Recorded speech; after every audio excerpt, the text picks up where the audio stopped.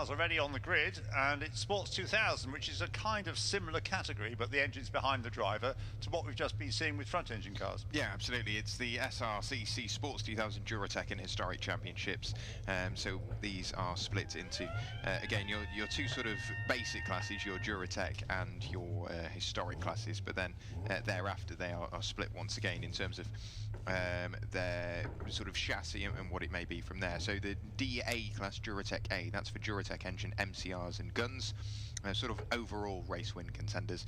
In DB class, so Duratec B, that's for your Duratec engine cars built before 2006. That could be a Lola, an MCR, a gun, a Van Diemen, a Carver, anything more than that. Duratec DB, so that's Duratec Derek Bell, so that's any Duratec engine car with a driver who is of an age. Let's go with any driver that's over 60. And your Class H, that's for Historic Pinto engine, the original sort of Sports 2000 cars with no aerodynamics, cars in completely different classes depending on when they were built. So we can run you through how they will line up. Car number 1 lines up in first place, that's Michael Gibbons with Ben Cater alongside car number 82. Keep an eye on Michael Gibbons and potentially his rearview mirror as well, because he's got the 117 of Colin Peach behind, but then also the 91 of Josh Law, who yesterday showcased some fabulous pace and was starting to close up on Michael Gibbons. They spent pretty much all season last season side by side. Timothy Tudor and Tony Barwell line up on row number 3, that's car 14, car 77. Joshua Needham has Peter Williams for company on row 4, 25 and 88. The 48 of Andy Chittenden and Ashley Law line up on row 5, that's 48 and 73. Roger Donan and Clive Hayes make up row 6, 34 and 8. John Eiley has Grant Gibson for company on row 7, 44 and treble 1. John Owen has Mike Turner alongside on row 8 of the grid, that's 28 and 7. Bryn Tootle and Andrew Butler line up on row 9, 54 and 9. Richard Cook and Rolo Tomasi line up on row number 10, that's 16 and 36, followed then by Rafa Higson and Steve O, 55 and 50. Tom Stoughton lines up on row 12 with Andrew Ridge alongside, that's 26 and 14. That's the last row on the Duratec grid before we then move past the 10-second delay onto the historic grid, which is the 67 of Gavin Wills and the 37 of William Shriver. Mike Dodd has Clive Steeper alongside on row 16, that's 13 and 17. Car number 27 of John Harmer has Mike Fry for company on row 17, that's 27 and 33.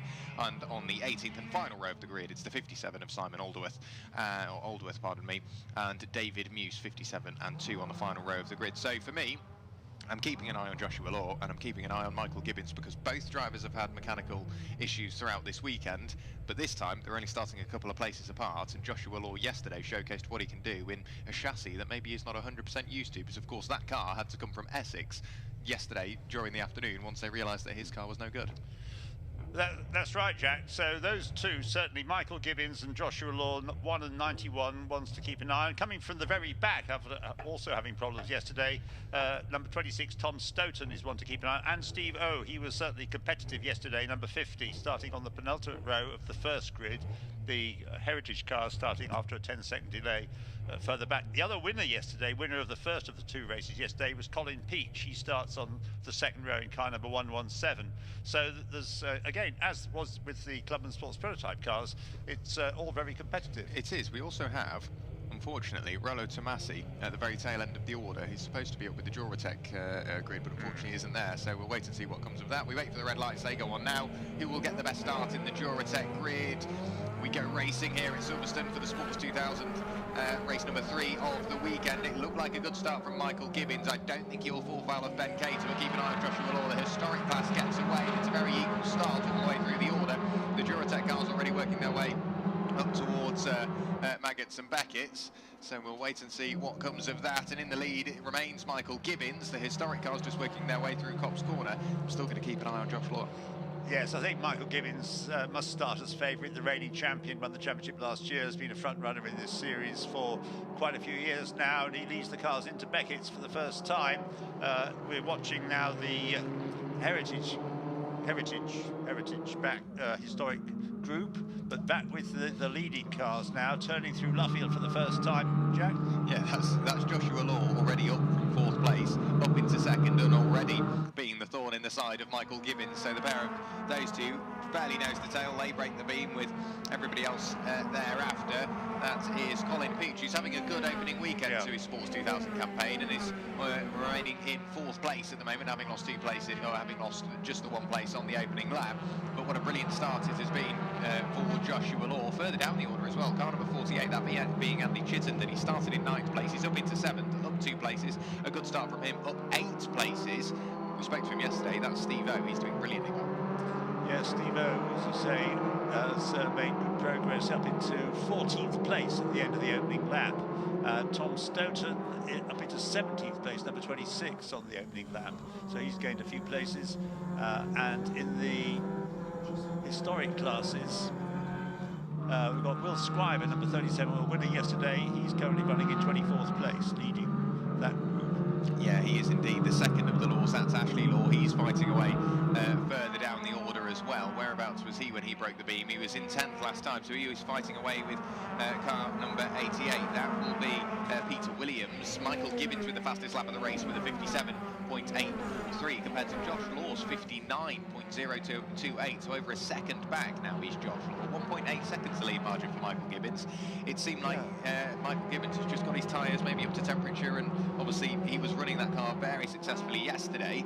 Maybe he's just got the bit between his teeth and he's trying to pull away, and now we've got Josh Law going, or Ashley Law going all the way around the outside. I don't even think that's a bit of lap traffic. That is potentially Andy Chittenden that he's worked his way through and passed. Brilliant move from Ashley Law. Yeah, a bit early for lap traffic, but out front then, Michael Gibbons led by nearly 2 seconds at the end of that second lap. Now we're on the 3rd lap, again a 20-minute race as they had yesterday, 2 20-minute races. So coming through with an ever-extending lead. It's going to, I'm afraid this one's going to look, well, I say I'm afraid from the point of view of watching a close battle, it's not going to be a close battle. This Michael Gibbons, unless he has mechanical problems, is on his way to success. 2.6 seconds is his lead. Yeah, another fastest lap of the race from Michael Gibbons with a 57.601. Brilliant move, or brilliant lap there from Michael Gibbons. And Colin Peach has worked his way back onto the provisional podium, sat there in 3rd place. He's done brilliantly well throughout this weekend as Colin Peach. We'll have to keep an eye on him behind the wheel of his Van Diemen RF94. Further down the order, we've still got more battles raging on. One of those, I think, is Ashley Law, the second of the Laws. He's still hunting down Andy Chittenden. Hasn't quite been able to close up as much as he would want, but he's also got a bit of attention from behind, that being by way of Joshua Needham, who is looking all the way around the outside. It's not going to work for him, but Ashley Law, he's doing everything he can to hold on to what is 7th place on the exit of Luffield. The leaders have gone back through, and the lead margin has come out ever more, because Joshua Law with a 57.8, Michael Gibbons, our race leader, with another fastest lap of the race at 57.433. What a brilliant start it has been for Michael Gibbons. Yeah, Colin Peach was noticeably chirpy and happy when you spoke to him yesterday after his win, wasn't he? He really had enjoyed the results of the 2 races yesterday. Now he's running in 3rd place, again a podium position in prospect for him. I think we're fighting a losing battle with some of the screens that wanting to turn off, but Michael Gibbons just continuing to pull away. Colin Peach, yeah, such a character during the interviews yesterday. If we're going to speak to him again, he's going to have to fend off any attentions he's got from Ben Cater. Of course, Ben Cater started on the front row of the grid alongside Michael Gibbons. A pair of them lost out to Joshua Law on the opening lap of the race. Back through and past us in the commentary box goes Michael Gibbons, then goes Joshua Law. Is it going to be Colin Peach that arrives first? Yes, it is. Followed then by Ben Cater. The top 4 go through, and then there's a bit of a wait before the arrival. Car number 40, that's Timothy Tudor, and Ashley Law, he's still under pressure now from Joshua Needham. However, the pair of those two are really starting to close up onto the tail end of car number 48, that being Andy Chittenden. So Andy Chittenden, the gap that he's got is slowly starting to fall away. When we look at the historic class, that's really starting to close up, isn't it? There's 3 of them, yes, running nose to tail with, at the moment, it is the change. We've got Gavin Wills has moved ahead of Will Scriver, and with them as well is the 3rd car in that group, number 27, John Harmer today, who's driving it. Yeah, I'd make you right with John Harmer driving, yes, because he's leading historic C. This isn't this is a battle in theory for the lead in overall class in terms of historic, yes. But in terms of the classes within historic A is currently being led by car number 67, that being Gavin Wills, and it's car number 30 37 in the hands, was it Will Shriver that you mentioned at the time? Yeah, Yes. Will Shriver. He's leading Historic B. Leading Historic C is car number 27, that being John Harmer that you mentioned just a few moments ago. So it's a brilliant battle starting to heat up in the historic aspect of things. Go on. Yeah, Gavin Wills being the only car in Historic A, actually, so it helps him to lead it for that reason. Meanwhile, up at the front, we've got a new best lap for Josh Law, haven't we? So he's closed the gap a little. Yeah, 57.184, really starting to close up. 2.9 seconds now. He's broken back within that 3-second margin. I would say Josh Law, if he can keep on this current trend of closing up, and now traffic's becoming an issue, by the looks of it, Michael Gibbons had to be very aggressive through traffic this time. What can he do in response to Joshua Law's fastest lap of the race? Breaks the beam now and posts a 57.436. What about Joshua Law? 57.234, so another 4/10 gain from Josh Law. He's closing up on our race leader here. Well, perhaps we ought to say about him as we were saying about some of the club and sports prototype drivers. Oh, it looks as though he's out of it now, and they come charging back, and he's closing the gap for 2 successive laps, albeit only by fractions of a second, but nonetheless the gap has come down to from over 3 seconds to 2.7. Yeah, he's really starting to close up now. I think what makes it more impressive back in the historic class, we've got car number 67, that being Gavin Mills. He's just, Gavin Wills, pardon me, he's just about in front of Will Shriver, so he's looking up the inside, and now traffic's becoming an issue because Ashley Law is losing out to Joshua Needham. He's potentially losing out to the 88 of Peter Williams. We're almost 3 abreast heading down the Wellington straight. Yeah, brilliant racing going on there. 3 or 4 of them. Couldn't get 4 abreast, we got close to it. And the leader, Michael Gibbons, by over 3 seconds again now. He's got the gap up to 3.031 seconds. No change in the order despite all the close racing that's going on. Well, perhaps there will be this next group through. Here they come. Look at the stream of cars coming through Woodcote. Fabulous sight they make, these attractive sports prototype cars.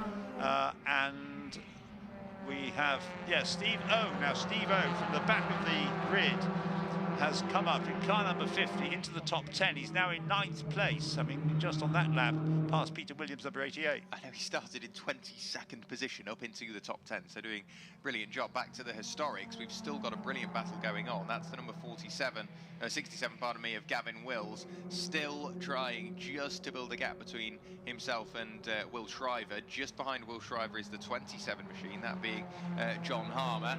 Back over the line goes our race leader, that being Michael Gibbons. Josh Law is caught up in a bit of traffic. What of the lead margin comes down ever more by another 0.4 of a second. 58.4 from Michael Gibbons, 58 flat from Josh Law. 2.6 seconds, 11 minutes still to go. It's anyone's guess. Yeah, we're not yet halfway through this race.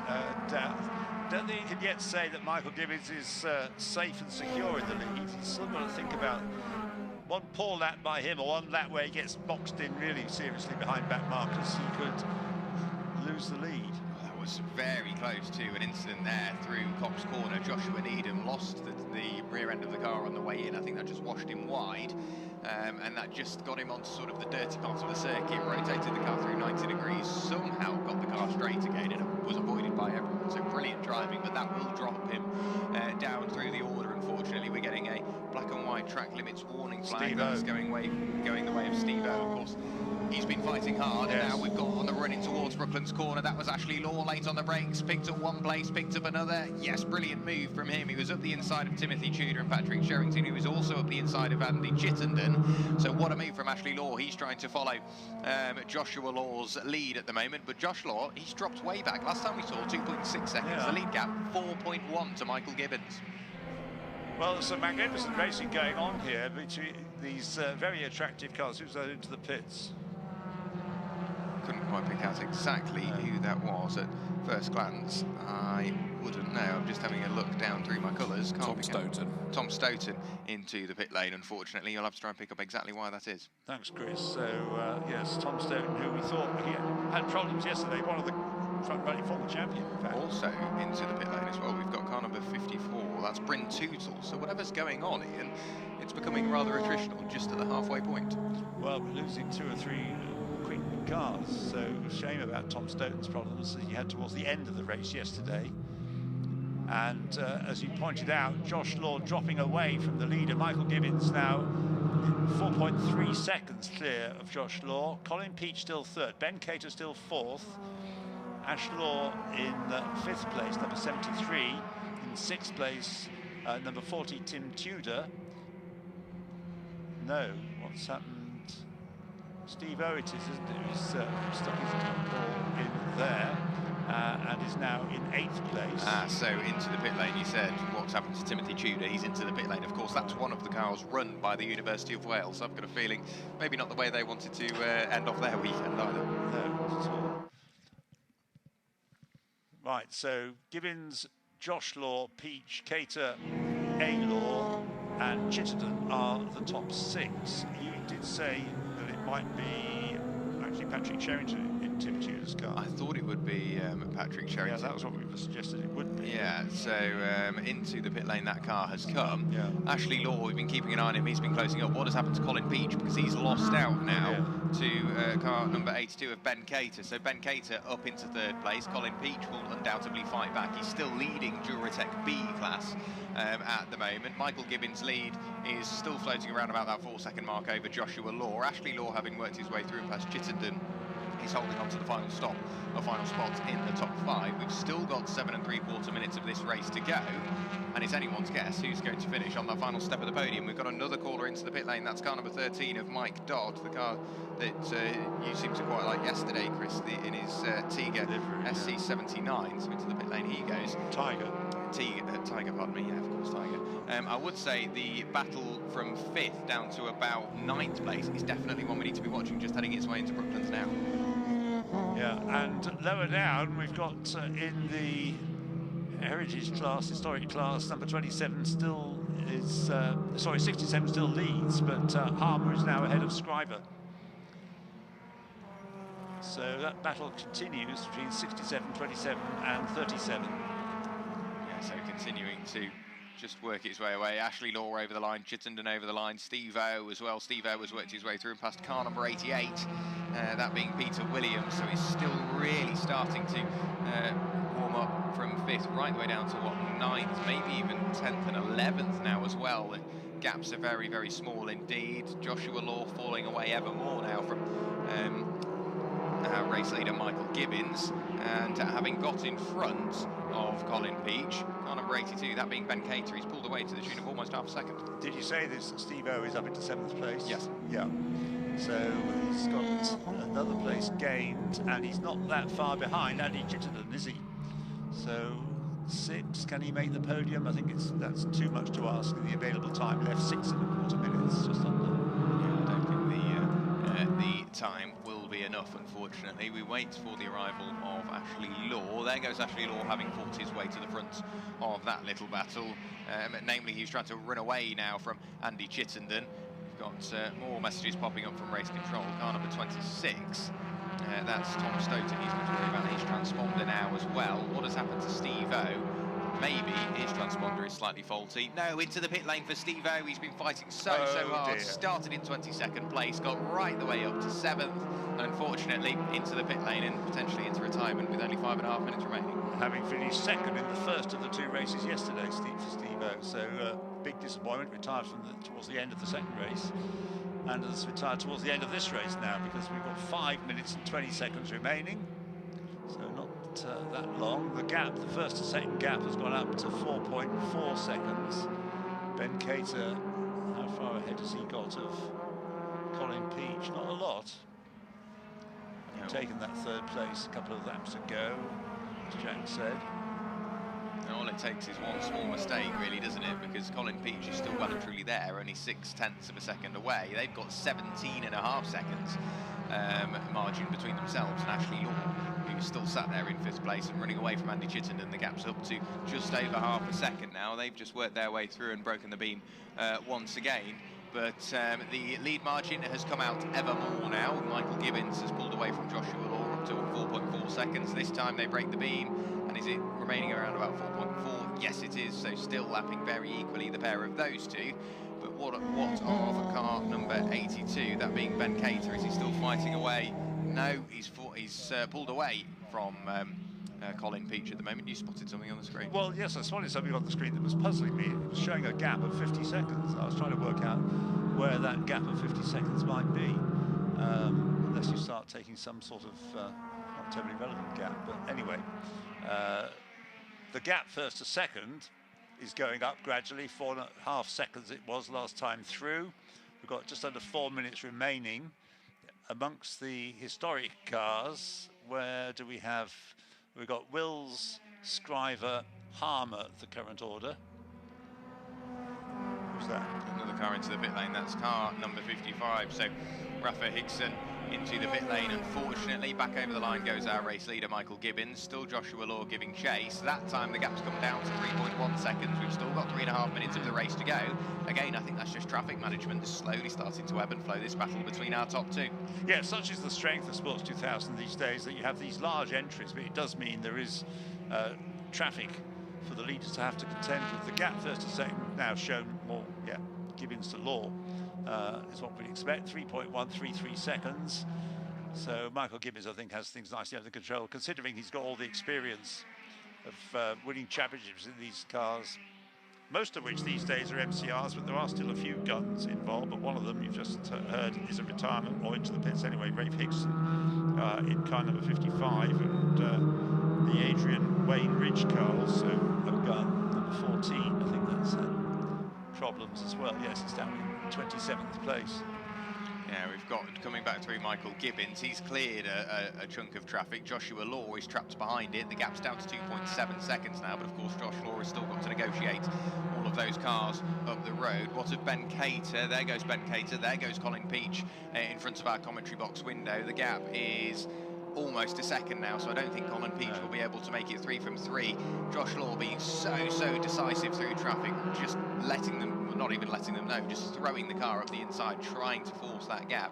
Ashley Law, has he pulled away from Andy Chittenden? Last time they broke the beam, they were 6/10 apart. I would say they're a bit closer this time, so through goes Ashley Law, through goes Andy Chittenden, and yes, down to 3/10 of a second. We've still got life left in this little fight for the final spot inside the top 5. I agree, yes, I think that's building up nicely to a real Silverstone type finish, but for the lead, well, the gap's come down. It was over 3 seconds. Well, it's over 4. It's 4.5 seconds. It's now 2.7 seconds last time through between Gibbons and Josh Law. But that may be traffic. Fastest lap stands to the credit of Josh Law, incidentally. At 57 point, not on the last lap he did, but 57.184. Yeah, the lead gap's come back out that time. We said Josh Law had traffic to deal with, 3.8 seconds, back around that 4-second mark. Sounded like somebody missed a gear as they crossed the line. Colin Peach is close back up onto the tail end of Ben Cater, 0.384 of a second, and Ashley Law's now potentially losing out to Andy Chittenden. Andy Chittenden on the inside of Luffield has indeed worked his way up the inside of Ashley Law on what will be the final couple of laps of this race. We've still got 2 laps remaining, potentially 3 depending on where the leader is, but Ashley Law, having stayed in 5th for such a long time, it seems that traffic has just been the thorn in his side, and he's dropped down into 6th place now. Yeah, it was a bit nuzzly, that, wasn't it, between Andy Chittenden and Ashley Law. So with Steve-O gone from that group, the leader goes through Michael Gibbons onto his last lap. Josh Law 3.7 seconds. So although the gap may have come down, as I think Jack was right to say, it was traffic that caused that to happen. It's going up again. Michael Gibbons able to control his destiny. Just coming up to lap there, car number 111. That's the Grant Gibson Van Diemen RF94. Yeah, just got sort of bottlenecked behind a bit of traffic, but he's got the time in hand just to lift off and give the traffic some time to sort itself out. Colin Peach, he's still there or thereabouts now. We've got pictures of them heading through Maggots and Beckett's, and they're super close as they broke the beam. It was 0.3 of a second. This time Colin Peach waving out of the window. Somebody sounded very flat with potentially an engine failure there. That's car number 44. That's the second of the 2 University of Wales car. That's John Eiley as he broke the beam. It sounded very flat indeed, but into the final couple of corners and out of Woodcote for the final time comes Michael Gibbons to get another win in the Sports 2000s. What a brilliant job it has been from Michael Gibbons after the mechanical gremlins that car faced earlier on this weekend. Over the line goes Joshua Law to finish in 2nd place. Of course, that car, not necessarily the car he expected to race, but the car he did to finish in 2nd place. So just waiting for the timing screen to update. Joshua Law is saying he hasn't taken the checkered flag, but I'm convinced I saw him go through. I'm sure he was there. I was going to say, I'm convinced I saw him go through as well, so that should Yes, he's there, fourth. Yeah, that should put Ben Cater, but he's saying he's not taking the checkered flag. I'm convinced he took the checkered flag in second place, that's my point, so we'll wait and see what happens in regards to that one. It should be Ben Cater in third place, Colin Peach in fourth, and then Andy Chittenden in fifth, and Ashley Law recovering back. Where is Joshua Law? I'm convinced I saw him come through, but now I'm second guessing myself, as such is the delay for him to get put back up into what should be second place. Did he really go missing on that? I'm sure he was in that group. There was a tight group over the line. I thought he was in that group as well. We've got yellow flags at turn one, but I'm assuming that's for John Eiley's car. The Cops. Yeah, Cops, pardon me. Which I'm assuming is for John Eiley's car with the mechanical issue he had, which sounded suspiciously like an engine blow-up, but this is how they finished. Michael Gibbons took the win once again. Ben Cater in second, Colin Peach in third, followed then by Andy Chittenden, Peter Williams and Ashley Law, we're going to call it as we see it. Joshua Needham finished in seventh place ahead of Roger Donan and Clive Hayes. Joshua Law rounds out your top 10. Colin Peach run Duratec B as well. We'll have to keep an eye out for Joshua Law to see if he comes into the pit lane. Then we've got those top 10 just jumping back up on screen. I can't see Joshua Law. I think we may have actually lost him on that final lap of the race, Ian. Well, he may be the reason for the yellow flags at Cops. I thought that would be John Eiley's car because we heard it almost blow up. Yeah, but so, wherever he's gone missing, he's not here, which means Colin Peach has made that 3 podiums from 3, and we get to have another chat with him.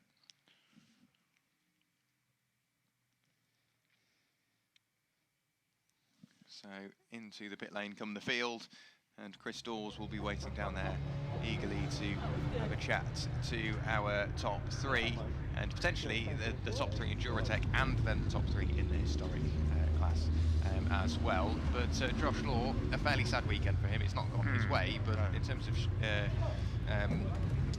Michael Gibbons, he's had a fabulous weekend. Chris, down to you. Yeah, I agree. He hasn't appeared, Josh Law, and even I was waiting, not sure that was the case, but sadly it does appear that way. So we'll start off with Michael Gibbons. Michael, congratulations, another great victory. Was this one trouble-free? Yes. Yeah. Because obviously we didn't see you race one with, what was that issue again? An issue on the gear change cable, and I couldn't change gear. I was stuck in third. And then you lost the clutch towards the end of the race yesterday, second race. Towards the beginning of the race, but that one was more manageable because you can, as long as you're careful, you can go through up and down without the clutch. But it was nice to have one where it's run nice, and the pace was really good. We had a little bit left in reserve from yesterday because I knew Josh would be coming today, and he was quick, and we were quick as well, and it was nice to have a trouble-free race. Yeah, absolutely. I mean, he was putting that pressure that you were expecting, though, but it looked like you sort of had enough in the tank to be able to fend that one off. Yeah, I got a good gap early on, and I don't know if Josh's tyres just came in a little bit slower or what it was, but because he got sort of 3 seconds and stabilised, but that was enough to have in the tank that when you're coming through the traffic, it's not nice having someone right behind you because someone does something unexpected. It's easy to pounce, and it's a nice gap to have just so you can manage that and not take any silly risks in the traffic. And yeah, all right. And it was busy for traffic, wasn't it? Yeah, it is, and there's not like nice big braking zones in a straight line where it's really easy to just like, and so getting through the Pintos aren't so bad because you can just drive past them in a straight line or get them under power. But the going past the back end of the Duratec is actually more difficult because you can't just drive around them in a straight line. So those ones have to be set up a little bit more. But it was busy, but I enjoy that element of this racing. Yeah, I'm just really pleased. Well done, cracking job. Very much, thank you. So well done, 2 wins out of 2. Let's go this way, save you walking between the cars. Get us in trouble for damaging them. Ben Cater. Ben, congratulations. Right. Now, I'm pleased to say I was correct in the commentary yesterday when I said that this was a new car to you. We caught up earlier this morning, and this is what you've had it for about 1 month, I think you said. Yeah, I've had it for a month. I mean, I've driven a couple of Sports 2000s over the last 10 years, like once or twice, and it's a great championship, and I've been doing a bit of historic racing, but it's lovely to get back into something of the formula where you've got evenly matched cars battling it out. Absolutely, and I mean, you've taken to it like a duck to water. You were frustrated with the spin on oil yesterday, but today, another podium, that's got to put all that into history. Yeah, I mean, if you're a racer, you want to win, but to be honest, on the first weekend out, I'll take a second, and bad luck to Josh, who I think had it coming together, but I cracking battle all race long, so I really couldn't relax. Well, and talking about not being able to relax, is that Colin Peach was coming back at you at the end there. Were you aware of that? Well, yeah, I was aware of it. I've got mirrors. I can see this horrible orange dot getting bigger and bigger, and every time I think, oh, I've got that corner, great, and he'd then pull something out the bag, and the instruments packed up, so I did miss a couple of shifts, because I couldn't really work out. I mean, I know you're supposed to know when to shift, and mostly you do, but occasionally I did red line it a bit, and that's when he got his overtake in, because Anyway, it was a great battle, and I really enjoyed it. Well done to Colin as well for keeping him on my toes. And it was some good learning experience, we'll call that then, yeah? Come back and do even better, hopefully. Absolutely. Well done to Ben Cater. Where's Colin? Where is he? There he is. Dude, I mean, I was saying in the commentary yesterday that you were not a happy bunny Friday night and into the early hours of Saturday morning. I'm starting to question whether you were teasing us with that now. It's a total surprise. I've never even been on a podium before, let alone the first win yesterday and coming home 2/3. It's just been a brilliant weekend. The racing with Ben was just so brilliant, you know, just with either a second in front or a second behind the whole way around for the whole race. I got caught with a back marker and I missed a gear because I got a H pattern gearbox compared to their sequentials, so I missed a gear going down. He got back past me. And I was just about to make a lunge on the last lap and I saw, I think it was Josh Law pull off. And I was like, yes, I don't need to do anything dodgy. So I was like, I don't have to push so hard now. So really credit has to go to the championship though, letting these old cars like mine still be as competitive as these brand new ones. You know, the rules are so good that it just shows how good Sports 2000s are and the whole championship as a whole. Agreed. Listen, I know your comment after your win yesterday is you were shaking and you couldn't stop. I mean, are you still sort of feeling that disbelief? Yeah, absolutely. Last night I actually slept worse than Friday night because I was so excited. I kept looking back at the YouTube videos and just looking at the timing and where can I improve. We made some more changes to the car last night. So yeah, I've just had a brilliant weekend overall and thank you everybody. Well, congratulations, Colin Peach. You got 3 podiums, including a win. And a win. Thank you very much. Thank you, Chris. Well done, mate. Great to see the human element there, that it really does matter to them. Right, in terms of the historic, Gavin Wills in the number, which one is it? The 67 car, that was your a victory. I mean, it's been a busy race between the two of you in particular, hasn't it? A busy weekend, I mean, sorry. Yeah, and that race was plenty competitive, so it certainly had to work for that one. I mean, it's got to be an interesting one for the historics because you've got your own really tight battles that sort of capture our attention, but you've then got these pesky, quick Duratec's coming through as well that you've got to keep an eye on in your mirrors. Yeah, I mean, they've got their race, but they carry such pace that you really have to watch out for them, and if they catch you at the wrong moment, then not only does it slow them, it can really slow you as well. And if you're battling for a lead, then that can be something that really screws things up. Yeah, absolutely. But overall, it looks like it's been a rather good opening weekend. It has been superb. I'm absolutely delighted. You know, my crew put a lot of hard work in. I'm very grateful to them, and to come here with the car for the first time. We came here with the attitude that we were just going to see what we've got and work out what we needed to do, and to be competitive straight off the bat. I'm absolutely delighted and very grateful. Well, that answered the question I was going to go next. Were you expecting it? Congratulations, a great job. Thank you very much. So that's Gavin Wills. In second place was Will Shiver. Where is he? Is Will around here? He's disappeared if he was here. Gavin, do you know where William is? He's gone off to get somebody. That's different. Well, in which case, we'll jump to third. It's John Harmer. It was Mark Noira yesterday, but they've done the switcheroo, and it's John Harmer. I did it, mate. I did it. John Harmer. I mean, it was clearly very busy for Mark in that car yesterday. You managed to avoid any of the contact that you had to suffer on it yesterday, and you bring it home with a podium. Yeah, no, it was good. Yeah, excellent race. Right, really nice, clean race, but those strikes are so slippy around here. You know, it's 2 or 3 long straights, and there's no staying with Gavin, and obviously he's pedaling it really well. But Will and I had a good race. In fact, it was just really a tiny mistake out of Copse. In fact, we'd agreed going up the back straight, waving at each other. Right, let's try and work together and see if we can catch Gavin. So I said, yeah, all right, we'll do that for 2 or 3 laps, and then made a slight mistake at Copse. I thought, right, I'm going to try now. And then got hung out to dry by our back marker, so we swapped places. But neither of us are making progress on Gavin. So I'm questioning whether there's that many words in those hand gestures, though. Well, the camera can't see those, can they? It's all about the gestures. I like it. I like the interpretation, mate. That was a good job. But listen, a great way to round out the weekend with a podium. Fantastic, yeah, and the car behaved. We've had a busy weekend, actually, with repairs and maintenance and various issues. So it was good that it just stuck together, and it's just an epic car to drive. Actually, this circuit in some cars can be a bit dull, but in these cars it just brings it alive. It's mega. I can imagine. Well done, John Harmer, third place in the historics. Watch your back. We got one more to do because he's come back. Well, apparently there was a lot of words in those hand gestures that you were working together for a little while, but it's been a very busy weekend for you, hasn't it? Yeah, it has, and a lot of use of the racing driver sign language. I think pretty much hurry up, go, go, go, things like that. Yeah, it's been great, and that was a great fun race. Being able to race wheel to wheel with these guys, swap places, all good, clean racing, and there was very little interruptions from yellow flags, safety cars, anything like that. So it was fun, just a flat-out sprint, and good effort, and well done to Gavin for staying in the lead. Yeah, well done. So overall, happy with your opening weekend here? Yes, very, because this is the first time I've ever run a car by myself, and I've been doing it all with my son Freddie, who without him couldn't have done any of this. So for us, it's just been mega, just as a nice little family thing, just to get a result and have a great weekend. A nice bit of dad and lad racing. Exactly. Yeah, exactly. Congratulations, well done. Well, so that was nice. As we're going into the lunch, I had the time to be able to grab all 6 interviews, top 3 in both the Duratec and the Historics, which is a nice chance to catch up with them.